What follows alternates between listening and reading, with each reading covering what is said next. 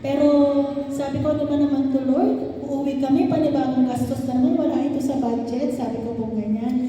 But, God provides at ngayon po kukunin na po ng tito ko para ipagawa po yung sasakyan. Wala po, sa amin po, maraming salamat po dahil nung nangyari yun, hindi po kami nakisakay sa sasakyan.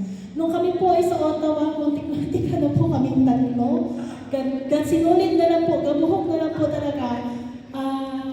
Nag-stop po yung biglaan nung nasa harapan ni Jason. Nag-stop po si Jason bigla. Nag-stop po si Brother Eric. As in po talagang muntik na po talaga kami na chain reaction po. But salamat at ang protection ng Diyos ay nandoon pa rin po. Sabi ko, Lord, bakit naman ganito? Ano ba ang ipahiwatin mo? Bakit mo naman kami sinusunod na sinusubok? Sabi ko po ganyan. Naglilingkod naman kami. Hindi mo kami na-absent. Sabi ko po ganyan. Tapos po ang kapatid ko, last month po, nahihiya po yung mahingi ng pera para sa kanyang bone scan every 6 months. Kailangan niya po ng bone scan.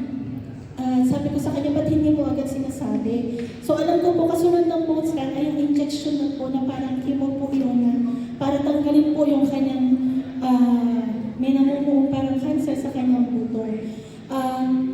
Alam niyo po, to God be the glory kasi po, para po mabawi lahat ng mga pagsubok, lahat ng mga napagdaanan namin dahil po, kanya pong postcard, wala na po siyang bukol sa kanyang buto. Yung pong ina-expect ko po na panibagong gastos na i-inject sa kanya